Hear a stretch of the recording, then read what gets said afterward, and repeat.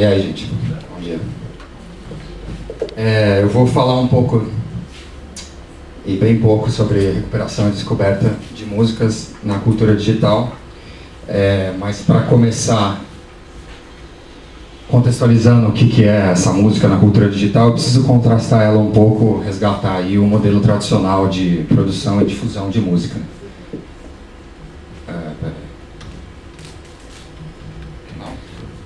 Aí foi.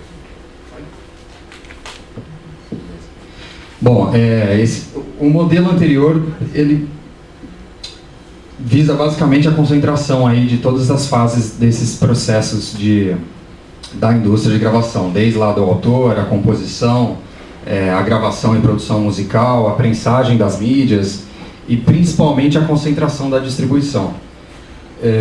Mas como se chegou a concentração de todos esses níveis? Porque eram empresas geralmente ou uma gravadora ou uma empresa que fazia mídias, enfim. Foi com estratégias de aquisições,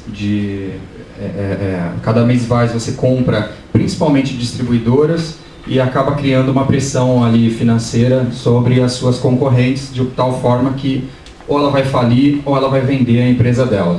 E eu digo principalmente na distribuição porque você até podia ter um estúdio e ter uma seleção legal ali de artistas e um catálogo bacana, mas se essas empresas que concentravam não decidissem distribuir, se não tivesse com elas, você não estava em lugar nenhum. De tal forma que esse modelo aí chegou numa concentração de 90% do mercado mundial na mão aí de apenas 6 empresas. Isso no final da década de 80, que era a MCA, a CBS, a BMG, EMI, Polygram e WEA. Os paradigmas aí desse negócio era basicamente a venda de bens de consumo mesmo, de mídias, dos registros ou do documento para a gente, né? Numa outra parte você tinha um corpo jurídico e um corpo de lobby aí junto aos governos para tornar cada vez mais sofisticadas as leis que garantiam a proteção do direito de exploração econômica. E aí a gente aproveita o contexto dessa semana, inclusive, para separar bem que não era direito autoral, é o direito de explorar economicamente algum produto. E esse é o direito, na verdade, qual mais se briga. E o terceiro é o controle total e completo da distribuição, uma coisa meio mafiosa mesmo, beija meu anel, porque eu comando em tudo, eu mando na produção, na distribuição, no que você quiser. Então, se você quiser jogar meu jogo, você joga, se você não quiser, Giovanni apaga. Era mais ou menos essa a lógica. Mas aí dentro do que a gente entende hoje como uma revolução digital, de forma genérica a internet, mas alguns aspectos específicos mudaram e tiveram grandes impactos nesse modelo tradicional. O primeiro foi o MP3, que é um arquivo, um formato, um codec, que é aberto, que qualquer um poderia fazer software, pode ainda, né? Qualquer um pode fazer softwares e codecs de MP3, portanto fazendo o custo de cópia ser zero, que era um custo muito alto, de prensagem e de tudo mais, então você jogou esse custo a zero. O custo de produção musical e de gravação, que diminuiu lá de umas dezenas de milhares de dólares para, na época, $1.000, $2.000, porque o computador passou a substituir vários equipamentos sofisticados e caros aí necessários para a gravação.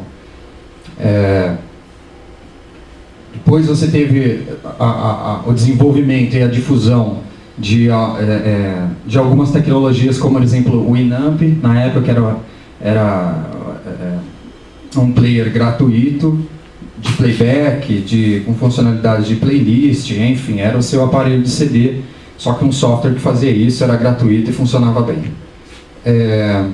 Você tinha os modems A56K, que pode parecer não muito importante, mas só a partir daí você começou a conseguir compartilhar arquivos aí de um tamanho médio, porque até então era mais fácil você pegar um avião e ir lá fazer uma cópia, um cassete ou alguma coisa, do que baixar um programa. E o desenvolvimento das redes peer-to-peer. Basicamente porque para você fazer grandes coleções aí de áudio, de MP3, se você colocasse tudo num servidor, que a arquitetura usual aí, você ia ter um custo de milhões de tráfego que você ia ter que pagar para os servidores. Os softwares de peer-to-peer nada mais fizeram do que transformar todos os computadores que estavam conectados a esse software em servidores e clientes também. Ou seja, você não concentrava num lugar só esse tráfego, viabilizando aí que milhões de pessoas conseguissem compartilhar arquivos. Aí você chega a um quadro de distribuição de custo a quase zero, que também, se eu for pensar, é um custo muito, muito grande de transporte, de mídia, de depósito, enfim, muitas coisas. E aí, fora esses imperativos que são tecnológicos, a gente tem também a questão da música como uma atividade social. E esse modelo tradicional da indústria da música acabava dificultando muito a fruição dos produtos musicais para eles cumprirem o papel que eles têm, das pessoas consumirem e trocarem ideias e trocarem músicas e construírem ali suas memórias emotivas também, coletivas, enfim. Então, a partir do momento que foi possível você conseguir trocar arquivos a um custo muito baixo e as pessoas consumirem e trocarem mais música e ideias sobre isso, é óbvio que as pessoas abraçaram e logo aí a música se tornou uma das atividades mais importantes da internet, uma das maiores atividades, e depois parte de uma cultura global como é até hoje. Bom, o que aconteceu? Essa distribuição tomou um dano ali, ficou um pouco mais difícil para eles manterem esse controle da distribuição. Então, só para a gente ter uma ideia, entre 99 e 2002, a venda anual de música tinha sido diminuída em 2 bilhões de dólares, aí atribuído à pirataria, basicamente por esses sistemas. Por um outro lado também tomou dano porque os custos de produção baixaram muito e o custo de distribuição a zero. Então todos aqueles artistas, selos, gravadoras independentes que tinham morrido aí por estratégias de dumping mesmo, começaram a se reorganizar de novo. Inclusive os artistas começaram a gravar, a produzir, a distribuir. Então já em 2005 eles já tinham 28% do market share, o que era 10%. Basicamente virou 28 até 2005. Só nessa brincadeira aí. A indústria reagiu dentro do paradigma que ela tinha para reagir, ou que ela era mais forte, que era o mais peso jurídico, mais peso de leis, mais lobby nesse sentido, que não foi surtindo, obviamente, resultado. Na verdade, acabou pirando e fazendo coisas absurdas como essa, que é como a Universal Group, que processou uma mãe que tinha gravado seu filho dançando a música do Prince durante 28 segundos. E o Prince é um artista da Universal, então ela foi lá e processou essa mãe. Que não faz o menor sentido. Enquanto estava reagindo com esse tipo de embate aí, outras empresas viram oportunidades nessa configuração nova aí. Então a Apple, em abril de 2003, lançou o iTunes, e em um pouco mais de um ano, em julho de 2004, ela já tinha vendido 100 milhões de músicas digitais.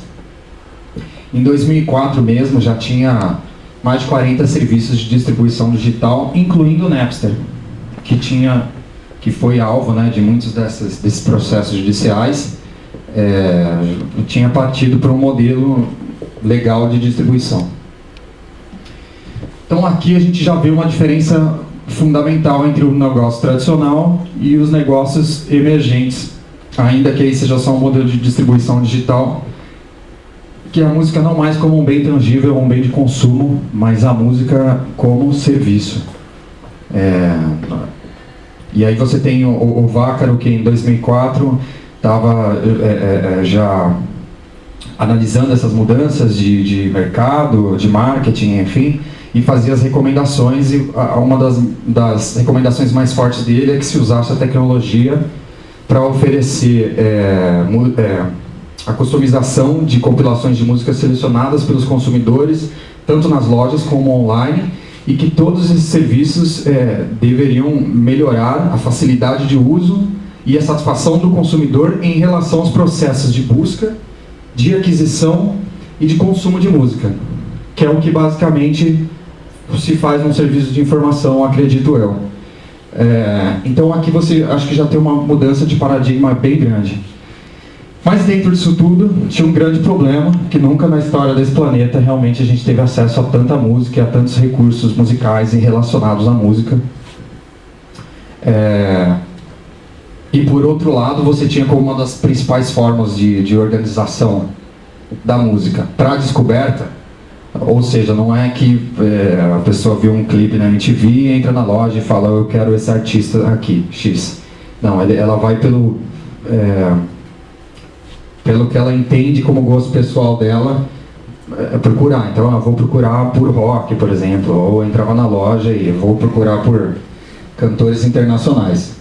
Mas esse gênero musical, há muito tempo, desde lá do começo do século XX, foi deixando de estar ligado a algum senso de forma musical ou características estéticas.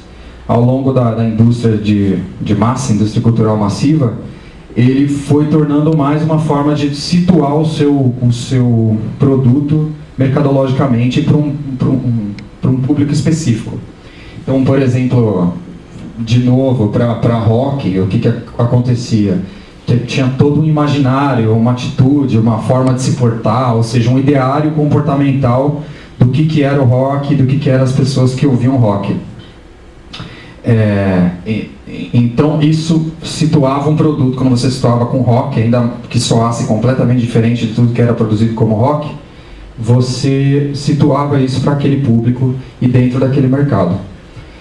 Então, com essa explosão toda e com formas como gênero musical midiático para se organizar, se tornou necessário desenvolver aí outras formas de organização capazes de satisfazer essas necessidades de busca, de aquisição e de consumo de música. Pensando aí nessas demandas, se constituiu uma comunidade de pesquisa internacional em recuperação de informação de música. Foi mais ou menos capitaneada pela Universidade de Ciência da Informação e Biblioteconomia da Faculdade de Illinois. Então, como eu disse lá, como procura e organização e consumo como apropriação, tá? Não só como compra, como valor comercial, enfim. Isso foi uma preocupação então da ciência da informação e da biblioteconomia. Mas a música, ela é um fenômeno multifacetado, como a maioria, eu acho. Então você tem as facetas acústicas, psicoacústicas, ou a significação social da música, que você consegue fazer essa música fluir e criar sentidos dentro de uma determinada comunidade. Então, além da biblioteconomia e da ciência da informação, nessa área também estão envolvidos musicologia, teoria musical, engenharia de áudio, ciência da informação, direito, administração, e hoje em dia mais outras áreas, mas essas são as principais. Espero não estar sendo muito rápido. Quais foram as principais formas que esse campo começou a chegar? Primeiro, uma forma completamente diferente do que estava acostumado a recuperar áudio, que é recuperar música, que são as representações baseadas em áudio. Então, não necessariamente em texto. Então, por exemplo, você tem... eu vou falar de algumas, mas não vou falar de todas, que tem bastante aí. Uma delas é a Crying by Humming, por exemplo, que é sussurrar, busca por sussurro, enfim. Que consiste em comparar uma melodia, que é cantada, pode ser cantada no celular, no microfone, enfim. O sistema compara esse padrão com as músicas que você tem numa base de dados e recupera as músicas através do que você cantou. Tem uma parecida também, só que, por exemplo, é para DJ, que o DJ faz um beatbox lá, todo mundo sabe, sei lá. E aí o sistema compara os padrões rítmicos e a similaridade de timbre, o que é um bumbo de uma bateria, o que é uma caixa, o que é um chimbal, enfim. Você consegue recuperar sets de música. Isso para um DJ pode ser muito bom, em vez de ficar procurando fazer um beatboxing e já ver todas as músicas que se encaixam no padrão que ele vai usar. Você tem o Query by Tapping, ou keyboard, que é basicamente você digitar um padrão rítmico ou uma melodia. Lá não pode ser um tecladinho virtual, você vai lá e tiriri, tororó, ou um padrão rítmico e você fica batendo, enfim. Então você consegue recuperar. Isso é muito usado, está sendo muito usado em sistemas, por exemplo, coreanos, porque a gente está voltando até aqui, mas eles têm educação musical desde o ciclo básico, então eles têm 12 anos de formação musical, qualquer pessoa lá. Então, o mínimo, ela sabe se expressar como melodicamente ou ritmicamente. Tem outro que eu acho bacana, que é importante, que é o Query by Example, que compara amostras, pequenos samples de músicas e traz músicas similares. Similares aí depende de quem fez o sistema. Pode ser também similares de timbre, similares os mesmos instrumentos, similares o mesmo cantor, pode ser similares o mesmo padrão harmônico, melódico e rítmico, enfim. Então, também é uma forma de não ser textual. Tem o fingerprint, que esse talvez alguém já tenha usado aqui e tal, que é basicamente você reconhecer a música através de um trecho. Então você não precisa conhecer nem nada. Se você estiver ouvindo uma música no lugar, isso tem para aplicativos de celular, eu vou já falar de um exemplo, você consegue captar uma parte desse áudio e ele reconhecer e recuperar para você a música em questão. Do outro lado você tem as baseadas em semântica, que são basicamente as tags. Mas as tags, elas se desenvolveram para além do gênero, do artista, a gravadora, enfim, as formas tradicionais de se recuperar. Por exemplo, por humor. Uma música alegre, uma música triste, rápida, agitada, enfim. É uma maneira teoricamente simples, mas que até então estava sendo pouco usada. Você tem mais essas abordagens em tag, abordagens contextuais, como música para tomar banho, música para dormir, música para festa, entendeu? Então você pode ter outras formas de classificar. Como se faz essa classificação para bases globais é que é o desenvolvimento. Então você tem tagueamento por especialistas em música ou em determinados gêneros que fazem as tags. Você tem a filtragem colaborativa ou a folksonomia, em que os próprios usuários, a própria comunidade tagueia, classifica os seus conteúdos. Você tem o web mining, que é a associação, por exemplo, de um artista, sei lá, você vai pegar o Chuck Berry, aí você faz uma mineração de dados na internet, nas fontes que você escolher, sobre a maior parte de concorrência de palavras ligada àquele nome, ao Chuck Berry. E aí você faz um tagueamento automático. Auto-tag é mais ou menos a mesma coisa, só que baseado naqueles padrões de áudio, identificar gênero, humor, todas essas coisas automaticamente, através de padrões acústicos. E a Music Annotation, que é basicamente descrever os trechos de música, mas descrever mesmo. A diferença é que você consegue fazer isso em várias partes de um arquivo. Então, falar que tem uma guitarra, assim, assim, assado, com timbre blues, que faz não sei o que, blá, blá, blá, blá. Também ajuda muito na recuperação. A gente tem se alguém conhecer o SoundCloud, que é um tipo de sistema também que usa esse tipo de tagueamento. Peraí que deu um tilt. Aí foi. Tá.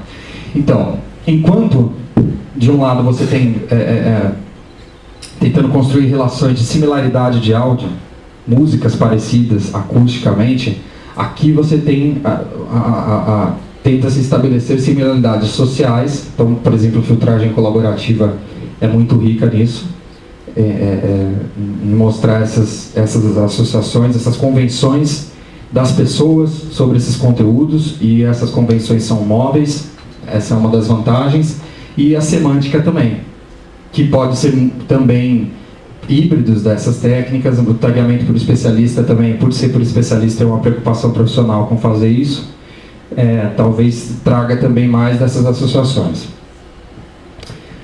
Tá, falei correndo de tudo isso, basicamente. Por quê?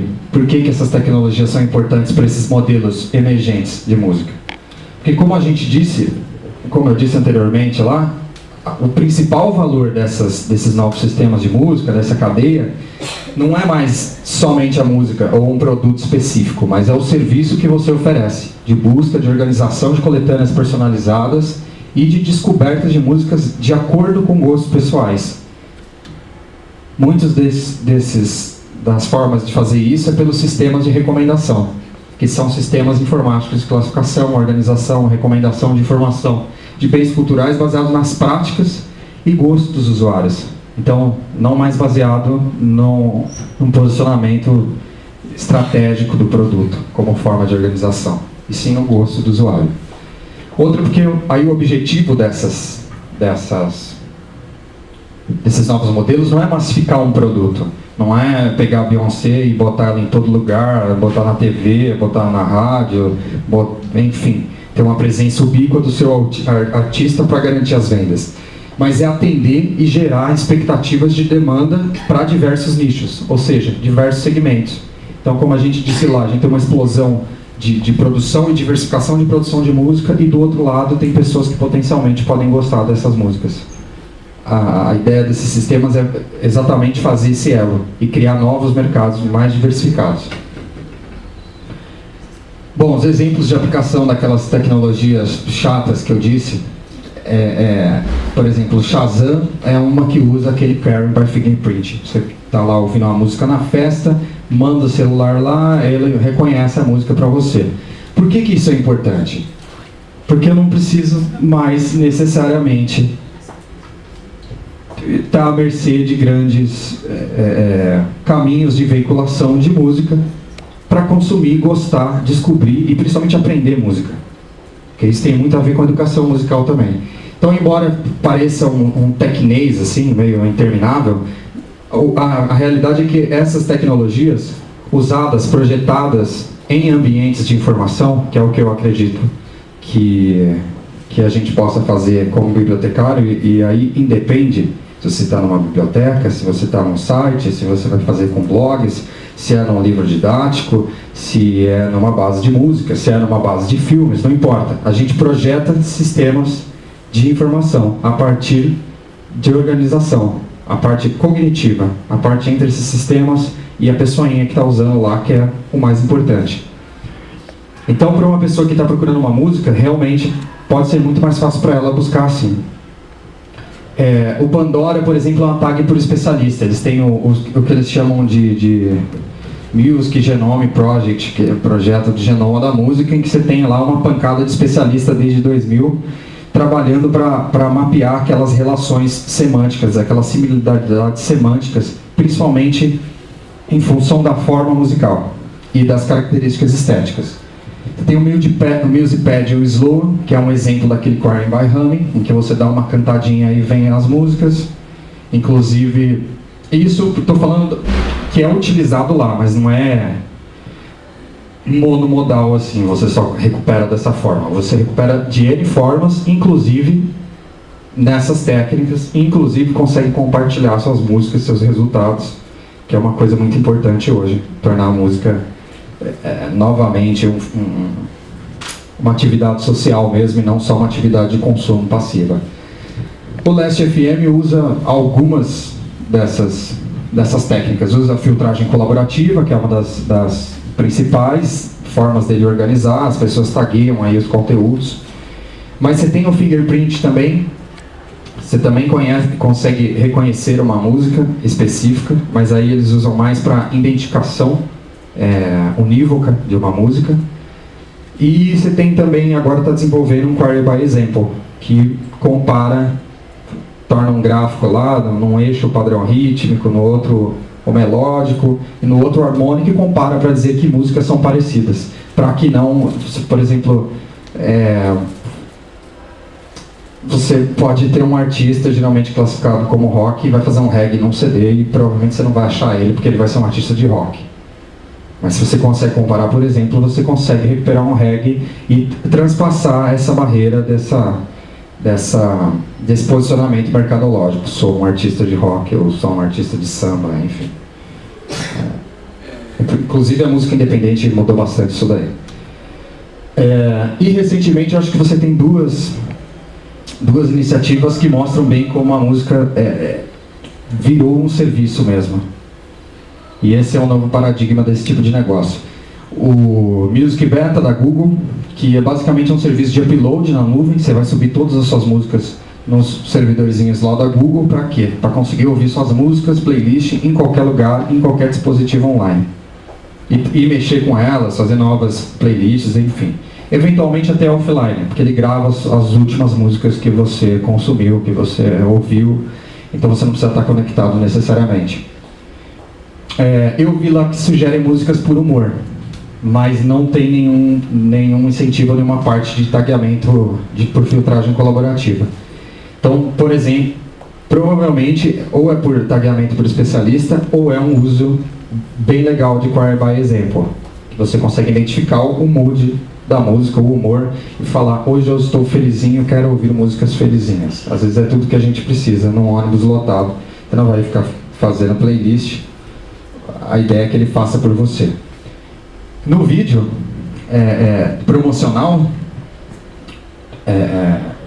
eu retirei essa parte de lá para exatamente conseguir mostrar como o valor desse negócio é o serviço de informação. Com o Music Beta da Google, você gasta mais tempo ouvindo as suas músicas e menos tempo gerenciando elas, menos tempo organizando elas. Ou seja, na verdade o que você está vendendo é o acesso, o bico aí das suas músicas e a organização delas. Do outro lado você tem a Apple, que lançou o iCloud, que é a mesma coisa, mas por outro lado aqui você não precisa subir as músicas. Na verdade você vai sincronizar o seu iTunes, ou o seu iPod, enfim, a sua lista, com o servidor da Apple que tem as músicas. Então você não vai precisar subir, é o mesmo propósito. Inclusive, uma das formas que eles vendem é que você vai ouvir o MP3 lá em alta qualidade, ainda que a sua cópia, o seu original, seja de uma qualidade inferior.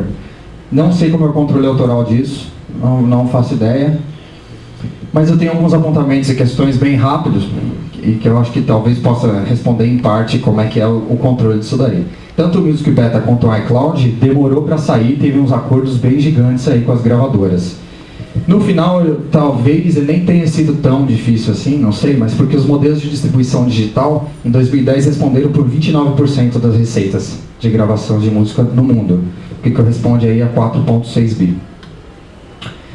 Por outro lado, um dos problemas para avançar em todo aquele campo de estudo que eu estava falando e tal, é a propriedade intelectual de sistemas e de conteúdos. Você tem, por exemplo, esse ato aí, o Sony Bono Copyright Term Extension, de 1998, que cria uma situação onde virtualmente todos os sons gravados são protegidos aí até 2067. Isso deve ser contextualizado nesse texto, que é aquela ideia de 75 anos aí de propriedade. Então, nos termos desse ato, fica difícil construir bases de dados grandes, representativas, para que você consiga realmente pesquisar o uso e tirar conclusões importantes, a não ser por grandes corporações econômicas, porque você vai ter um custo altíssimo de gestão de direitos autorais, como provavelmente teve o iCloud, como provavelmente teve o Music Beta. Então aí a questão que eu coloco é que atualmente a gente tem 4 empresas que dominam 70% do mercado mundial. A Universal é a Universal que comprou a Polygram, a BMG, então na verdade são os mesmos atores. Mas aí eu me pergunto se só não mudou os atores que dominam a distribuição. Então será que com Google e Apple a gente não vai voltar àquelas 6 empresas, àquela concentração? Então talvez a gente não possa pensar tudo isso, lindo, maravilhoso, olha que legal, a música é livre, agora todo mundo consome, agora todo mundo produz. Mas talvez isso só seja uma janela, só uma janela de transferência de atores, de conflito de 2 indústrias, que é a indústria de tecnologia e a indústria da música. A indústria de tecnologia se tornou presente em vários setores da economia, na música não foi diferente. E aí eu quero jogar mais uns dados só de que 44% dos usuários ativos de internet no Brasil usam serviços não autorizados de distribuição de música. A gente é o 2º país mais pirata, de acordo com a Federação da Indústria Fonográfica. Eles adoram a gente. E o mais próximo de um sistema que a gente tem, apesar disso, um sistema de recomendação brasileiro, que eu conheço é o Sonora, do Terra. Embora os nossos artistas estejam indexados em Last FM, Spotify, Amazon, ou seja, tem vários sistemas vendendo os artistas brasileiros. Então a gente tem o artista, tem o mercado que potencialmente pode produzir, porque a gente está vendo que no mercado global hoje de música, se você oferece um serviço, não uma música, a um preço competitivo para aquele mercado e um serviço que traga benefícios de organização, de consumo da música, as pessoas abraçam. Por isso que hoje tem 29% aí de responsabilidade nas vendas.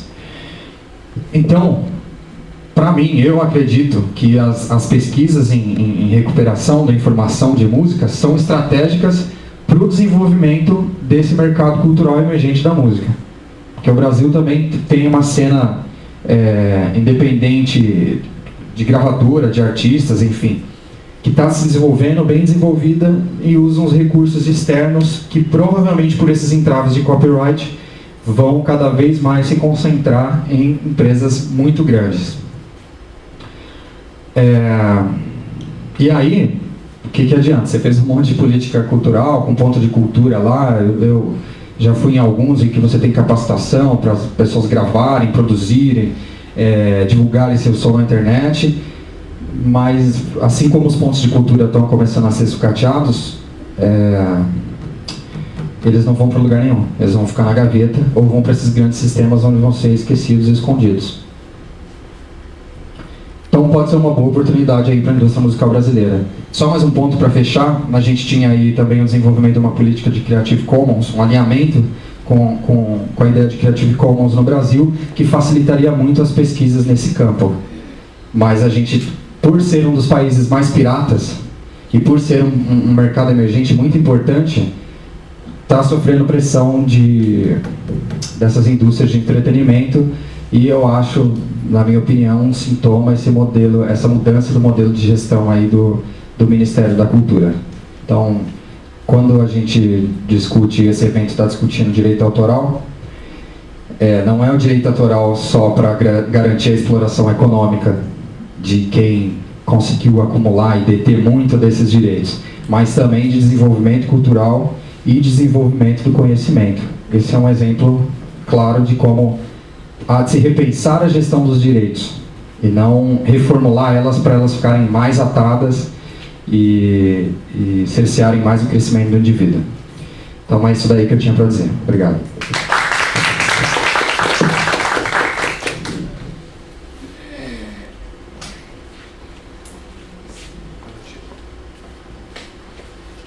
Falou. Só uma pequena frase. Fala, Otávio.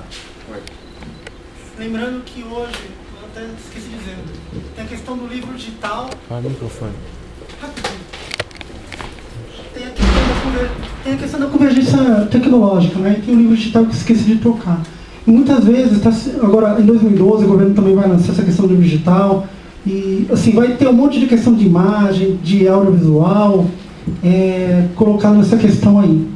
E aí, a mesma questão do livro didático vai para a questão da música também, ou seja, os direitos autorais hoje, que parece que para mim quem mais ganham são as grandes empresas mesmo, a gravadora, as editoras, ou seja, como foi colocado aqui, ou seja, enquanto houver uma reclamação imensa, por exemplo, dos autores que não estão conseguindo, né, e dos produtores que não estão conseguindo efetivar ou direitos autorais ou sua liberdade de expressão através da produção, e aí o governo fica com um entrave muito grande no retrocesso das suas políticas, né, de direito autoral e tudo mais. Então acho que aí se a gente fala em livros, se fala em música e se fala em qualquer outra situação no contexto de produção, realmente é muito preocupante. E é aquela coisa, a política pública vai para lá do lixo, fica como estrada. Faz o socateamento suficiente aí para privatizar ou fazer qualquer outra coisa, né? E aí cobra-se depois, né? É isso, valeu. Obrigada, Otávio, pela apresentação. Obrigada, Robinson, pela colocação.